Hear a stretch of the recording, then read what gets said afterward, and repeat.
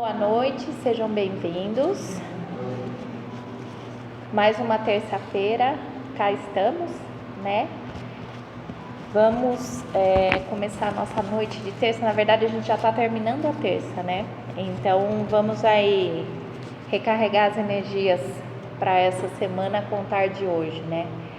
Vamos fechar os olhos e elevar o nosso pensamento, agradecendo ao nosso Pai por nos permitir estar aqui na noite de hoje, por permitir que em nós cresça a vontade de um aprendizado, de se tornar uma pessoa melhor com o passar dos dias, que essa fé em nós mesmos seja alimentado diariamente, que os nossos mentores estejam conosco, nos guiando, nos dando intuições, que os mentores da casa, que sempre se fazem presente, nos auxiliem também e deem uma inspiração especial para a amiga Araci, que vai fazer os ensinamentos da noite de hoje. Assim seja.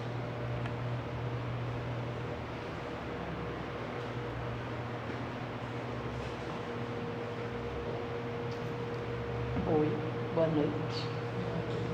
Quem eu não tinha visto. Então, gente, eu não sabia muito bem o que falar hoje. Peguei o Evangelho, caiu o capítulo 5, Bem-aventurados os aflitos. Então vamos refletir um pouquinho, até que veio bem a calhar, né? Porque hoje em dia o que mais a gente vê é aflição no mundo, né? Ainda mais agora com a guerra, outra guerra, né? Porque já tem uma guerra ou duas por aí rolando, né? Na Síria, se não me engano. Então a gente fica realmente incomodado, né? Preocupado com o futuro, principalmente quem tem filhos, né? Deve dar um aperto no coração. Ainda bem que os meus já estão criados, mas tem netos, né? 4 netos e a gente fica realmente um pouquinho preocupado. Mas no Sermão da Montanha, Jesus, ele diz assim: bem-aventurados que choram, pois serão consolados. Bem-aventurados famintos e os sequiosos de justiça, porque serão saciados. Bem-aventurados que sofrem perseguição, porque deles é o reino dos céus. Bem-aventurados sois vós os pobres, porque vosso é o reino do céu. Bem-aventurado vós que tendes fome, porque sereis saciados. Ditosos sois vós que agora chorais, porque rireis, né? Oi?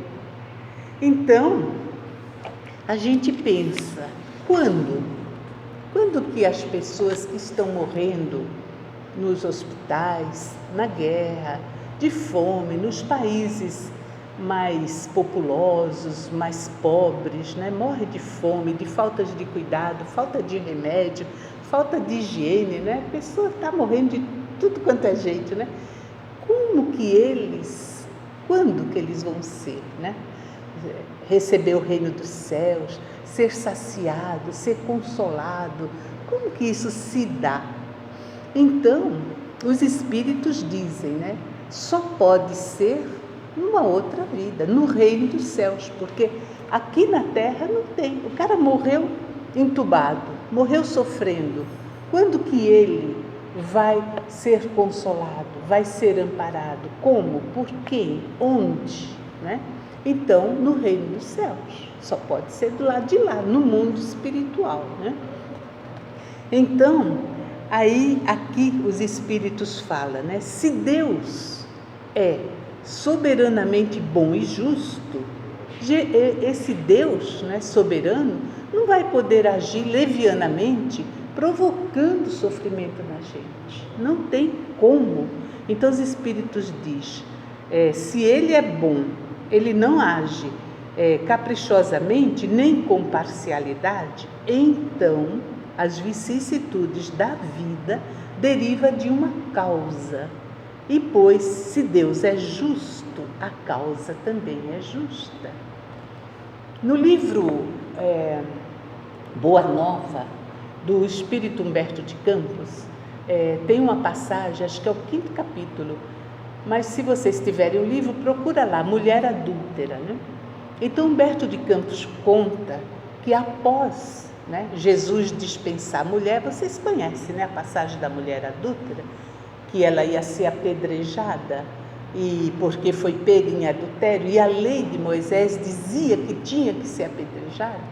E Jesus fala, então, quem não pecou, atire a pedra. Ninguém, todo mundo tem pecado, né? Então ninguém atirou. E Jesus fala, ninguém te condenou, mulher, nem eu tampouco, vai, não peques mais. Então Humberto de Campos diz que João foi atrás de Jesus, mestre, como fizeste isso? Está na lei que ela tem que ser apedrejada. Está na lei que quando a gente faz um erro, fica no cárcere até pagar o último centavo. E como é que o Senhor dispensou ela? E Jesus olha para João, e Humberto conta, é muito interessante esse capítulo, é meio longo, mas vale a pena. Ele olha para João, João, achas mesmo que Deus, né, vai condenar? Você acha mesmo? Você sabe, João, o caminho que essa mulher fez, a vida que essa mulher teve para sofrer? Vocês sabem o que ela passou na vida para chegar a esse ponto de, sabendo da lei, arriscar a própria vida por uma migalha de afeição, de amor? Vocês sabem, João, por onde ela veio? Aí João fica quieto, né? Não tem resposta. Aí Humberto diz que eles vão caminhando e eles saíram de Cafarnaum e vão para Jerusalém. E no caminho, lá perto de Jerusalém, já sabiam que Jesus ia estar. Então encontraram muitos doentes, a lepra naquela época era muito comum e eles eram totalmente abandonados, né? Eram párias e outras doenças. Então, aí foi a vez de Tiago. Mestre, por que Deus permite tanta desgraça, tanta dor? Por que Deus permite que os filhos nasçam desse jeito, né? Aleijado, cego, surdo, mudo, sem braço, sem perna, com essas doenças horríveis que não têm cura? Por quê? E novamente Jesus fala, Tiago, achas mesmo que Deus vai descer e vai impor sofrimento aos seus filhos? Você acredita nisso? Deus é Pai, é bom, é misericordioso. Então, na época deles, eles ainda não tinham condições de entender as causas das aflições. E é isso que os Espíritos dizem aqui, né? Deus pôs os homens na direção desta causa e hoje, julgando-os suficientemente maduro para compreendê-las, lhes revela completamente a aludida causa, por meio do Espiritismo, isto é, pela palavra dos Espíritos. Então, nesse capítulo, temos agora causas atuais das aflições. Mais para frente, temos as causas anteriores da aflição. Vamos ver se dá tempo da gente pegar pelo menos essas duas. Depois vocês leem o capítulo em casa. Causas atuais. No Livro dos Espíritos, eles disseram a Kardec, nem 10% dos nossos problemas hoje tem relação com o passado. Porque nossa vida, a gente até poderia comparar com um carro velho, né? Meu carrinho já tem 10 anos, né? Está precisando retificar. Então, diz seu aí que entende carro, aí vai retificar, troca tudo, né? Troca o motor, o filtro, não sei o quê, bom, eu não entendo nada. Mas eles falam, olha, está pronto para mais 10 anos. Assim é o espírito. As vidas passadas, a gente gastou, usou as vidas como quis. Mas a cada reencarnação é como se fosse uma retífica, né? Então, onde a gente vê isso bem explicado? No filho pródigo, procurem lá no Evangelho. Quando o filho fez de tudo e volta arrependido, depois de ter feito barbaridade, o pai vai ao encontro. E o que ele faz? Uma roupa nova, né? É novo corpo nosso. Aqui, outra reencarnação simboliza isso, né? Uma sandália está minimizando, ele vai dar chances da gente não mais sofrer tanto pelos erros do passado. Bota uma sandália para não machucar os pés na caminhada, né?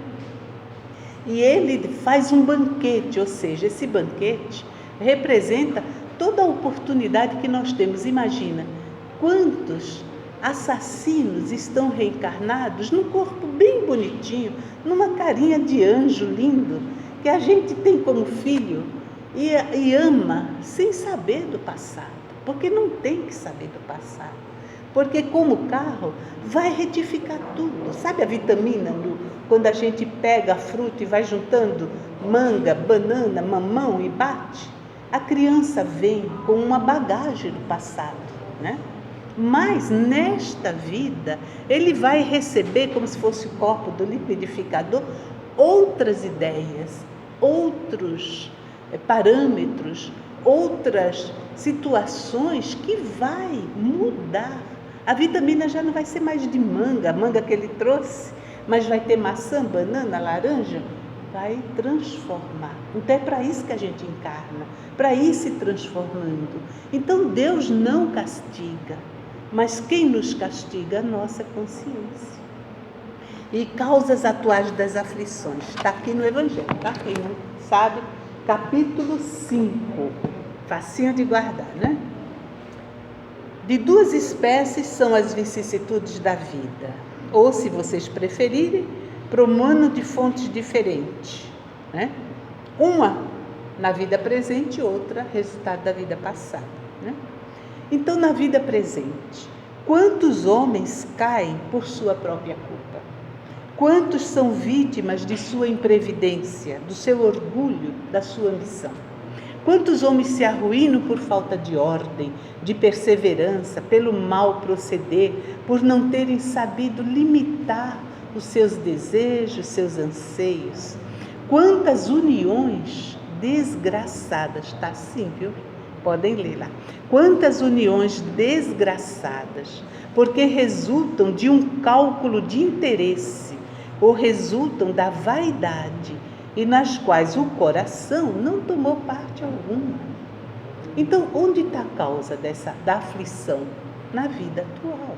A maior parte das nossas aflições tem se alicerçado nas nossas atitudes desta vida.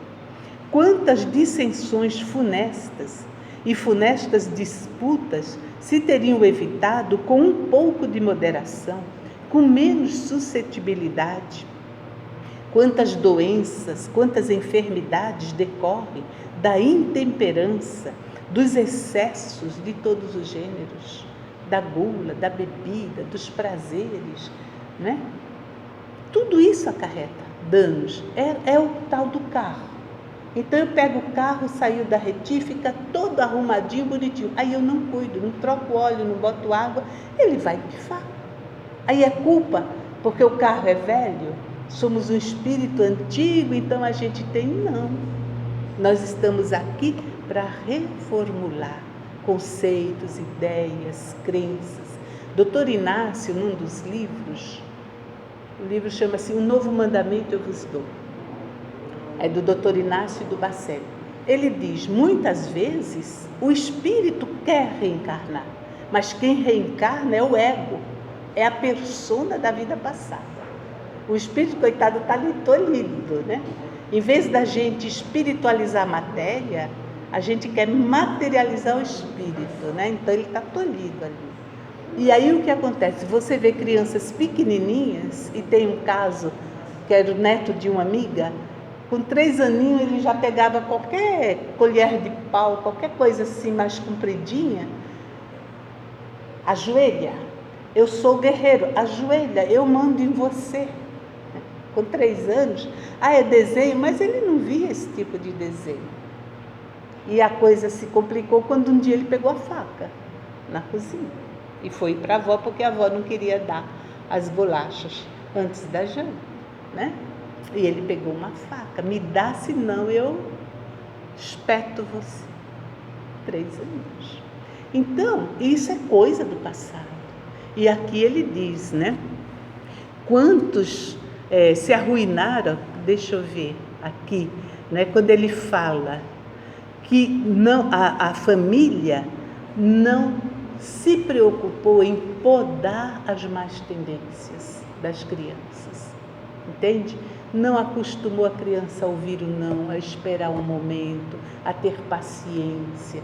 Tem até um estudo científico de umas crianças que foram acompanhadas durante 20 anos, mas na infância elas ficaram numa sala, né, monitoradas, e tinha o bolo. Não sei se vocês já viram essa pesquisa, já viu, Jane? Tinha o bolo, cada uma ganhou um bolo, mas daqueles bolos assim, da gente babar só de olhar, né? E falaram para ela: vocês esperem 10 minutos antes de comer. Quem conseguir não mexer no bolo em 10 minutos, ganha outro bolo igual, vai ficar com 2 bolos. A maioria não conseguiu, ficava. E eles filmando, né? Até que a maioria tirou um pedaço, comeu, né? Mas alguns resistiram. E eles acompanharam a trajetória dessas crianças todas, dos que comeram e dos que resistiram. E eu estou contando com as minhas palavras, tá? Mas a pesquisa é bem profunda. E esses que resistiram foram adultos cheios de resiliência, cheios de paciência, temperança, sabe? Assim, quando pessoas equilibradas, porque conseguem conter-se, conseguem se disciplinar. Então não tem tantas vicissitudes nesta vida como os outros que são impacientes, que querem tudo para ontem, que quer que prevaleça sempre os desejos deles, né? E a gente vê muita criança assim, né? Então, quantos pais, achei aqui, olha, quantos pais são infelizes com os seus filhos porque não lhes combateram desde o princípio as suas más tendências. Por fraqueza, por indiferença, deixaram que neles se desenvolvesse os germes do orgulho, do egoísmo, da tola vaidade, que produzem a secura do coração. E depois, mais tarde, quando colhem o que semearam, admiram-se e se afligem da falta de deferência com que eles são tratados e da ingratidão desses filhos. Mas de onde vem, né? Então, isso são causas atuais, que a gente vai dando causa, né? Então, a quem há o homem de responsabilizar por todas as suas aflições, senão a si mesmo, né? O homem, pois, em grande número de casos, ele é o causador dos seus próprios infortúnios. Mas, em vez de reconhecer, ele acha mais simples, menos humilhante para a sua vaidade, acusar a sorte, a providência divina, a má fortuna, a má estrela, ao passo que a má estrela é apenas a sua incúria. Está aqui, gente, leiam. Aí, causas anteriores das aflições, né? O novo capítulo. Eu gosto de mostrar porque eu não estou falando nada da minha cabeça, não, é daqui, tá?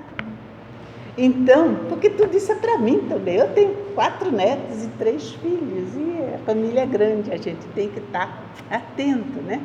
E as causas anteriores, né? Pelas leis de atração, a gente está sempre, quase sempre, né? Com os nossos afins. Então, a vida nos recoloca para a reconciliação, para aparar essas arestas de incompreensão, intolerância, de raiva, de mágoas, né? Então, mas se há males nesta vida, cuja causa primária é o homem, outros há também, pelo menos na aparência, que é completamente estranho àquilo. Nesta vida a gente não entende. Por que alguém não gosta da gente? Por que alguém está nos traindo? Por que aquela pessoa vive puxando nosso tapete, né? Os que nascem nessa condição, né? Acidente, outros sofrem acidentes, ele fala aqui, né? Sem nenhuma provisão, reveses da fortuna, né? Quem perde emprego, quem perde herança e tal. Os flagelos naturais, né? Os tsunamis, o que aconteceu lá no Rio de Janeiro e tudo, né? Sobretudo os que tiram a tantos infelizes os meios de ganhar a vida, as deformidades, a idiotia, o cretinismo. Os que nascem nessa condição, sofrendo todo esse tipo de aflição, sem ter dado causa nesta vida, nunca fiz nada para aquele cara. Eu estava aqui, eu nunca imaginei que o morro ia cair em cima da casa. Entende? Quem não, ele fala, né? Quem está com essa tão triste sorte, que não pode evitar, que são impotentes para mudar as coisas por si mesmo, que se põe à mercê da comisseração pública, por que, pois, esses seres tão desgraçados, enquanto que ao lado deles outros estão tão bem favorecidos, né? Estão vivendo em prosperidade, com saúde e tal, né? Aí aqui ele diz, né? Se todo efeito tem uma causa, tais misérias são efeitos de uma causa, e desde que se admita que Deus é justo, essa causa é justa. Ao efeito precedendo sempre a causa, se a causa não está nesta vida, há de estar numa vida anterior. Se você olha e vê, eu não fiz nada para merecer isto. De onde vem tudo isso? Então aqui ele diz, Deus, não podendo punir alguém pelo bem que fez, nem pelo mal que não fez, nós não somos punidos. Se esse mal não o fizemos na presente vida, fizemos em outra. Então é uma alternativa que ninguém pode fugir. Por que a gente não pode fugir do mal que a gente fez? Porque está na nossa consciência. Entende? Vamos supor que nossa consciência fosse como a tela de um radar, né? Então eu corro e acho que posso, afinal meu carro é bom, né? Estou segura, estou de cinto, vou a 200 e a velocidade era 110. O radar pega. E não adianta, uma vez eu tentei, numa cidadezinha lá, depois de Campinas, eu pensei, mas eu não passei aí. E era 50 quilômetros e eu estava a 62, segundo a multa, né? Aí eu mandei uma cartinha. Não era eu, acho que aí eles me mandaram a foto, tinha eu na foto. Entende? Tinha o carro assim, eu pensei, nunca imaginei que pegassem dentro do carro a cara da gente, né? Mas pegou. Entende? E aí meu marido falou, tá vendo? Foi você. Mas, pô, só 60, eu não estava correndo, era só 60, mas ali era 50, né? Então, a nossa consciência registra tudo. Não importa que a gente tenha atenuantes, como eu tentei, né? Não importa, fica ali registradinho. Então, é isso que Jesus se refere quando ele fala pagar até o último centavo. Porque a gente tem que se harmonizar com a gente mesmo. A gente tem que promover o auto-perdão, a autoconsciência do que nós fizemos, né? Então, poxa vida, vou prestar mais atenção para não tomar mais multa, né? Senão tem que ficar pedindo para os outros passar multa no nome, porque já estava no limite, né? Entende? Então você começa a pensar. Então Deus não pune, mas a gente fica com como lembra o grilo falante do Pinóquio, né? Fica ali, buzinando. Fica em forma de estímulo. Aí vem a sensação às vezes de medo, vem a sensação de perigo, você parece que pisa em ovos e não sabe por quê, é como se estivesse num campo minado, uma bomba vai me explodir, mas não tem nada, é irracional, mas está lá na nossa consciência.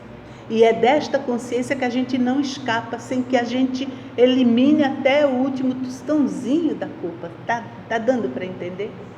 Então, aquilo vem como impulso na próxima vida nossa.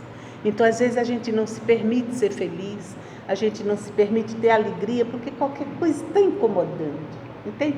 E às vezes a pessoa fala assim, acho que eu tirei pedra no Cristo, porque não sei, por mais que eu tenha, eu não consigo me sentir feliz, porque não se perdoou, não se autoavaliou. Então é o momento da gente fazer meditação, procurar entender. Um bom exercício é botar num papel. Está meio atormentadinho, pega uma folha de papel uma hora que você esteja, nem que seja dentro do banheiro, ali ninguém vai incomodar, né? Fecha a porta, estou com disenteria, pronto, ninguém vai bater. Me deixa em paz. Escreve, o que está me incomodando? O que vem de dentro de mim? Por que essa inquietação? Por que eu estou tão aflito? Do que eu estou com medo? Aí você vai tornar racional o que está lá no inconsciente. Está dando para entender, gente? O que eu estou com medo do quê? Por que eu me sinto tão só? Por que essa dificuldade de eu me entregar ao sono, por exemplo, quem tem insônia, por que eu tenho que ter tanto apego e segurar que eu não posso nem fechar o olho? Estou com medo do quê? Se eu fechar o olho, o que vai acontecer? Se eu dormir, o que vai acontecer? Se eu estou sozinha, por que eu não faço amizade comigo mesmo? E me presentei, eu gosto de sorvete de chocolate, vou lá, R$3 a casquinha no shopping, não custa quase nada, né? Se não quer pagar estacionamento, deixa o carro do lado de fora, vai a pé, pega uma casquinha, ou um sorvete, ou uma matinê, né, Silvia? Tão gostoso, não é? Né? Um programa, se presenteie, veja o que você gosta de fazer, comece a se harmonizar para poder aliviar sua consciência. Mas o melhor meio da gente aliviar a consciência é fazendo bem. Então, por que tem tanta gente que sofre? Os sofrimentos devido a causas anteriores à existência presente, como os que se originam de culpas atuais, são muitas vezes a consequência da falta cometida. Pela ação de uma rigorosa justiça distributiva, sofre o que fez sofrer os outros. Então a gente sente aquela vontade de sentir em nós mesmos a fome que nós deixamos o outro morrer.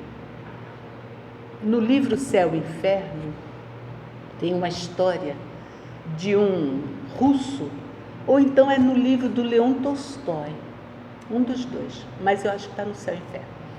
Então tem o relato, porque Kardec chamava os que desencarnavam em situação de sofrimento, né?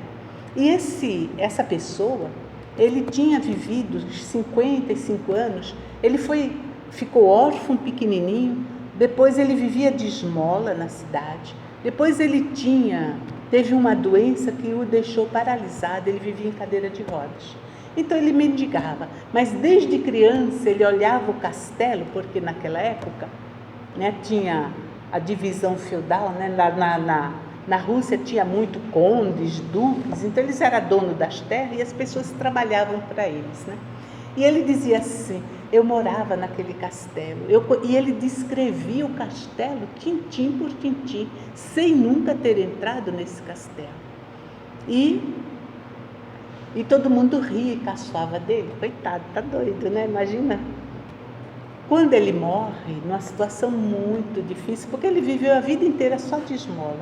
E na Rússia faz muito frio, né? Então ele passou muito frio, ficou muito doente, teve tudo quanto é doença, além da paralisia nas pernas, problema de pneumonia, enfim, foi uma vida miserável. Mas ele veio dar esse depoimento, por que eu tive uma vida miserável?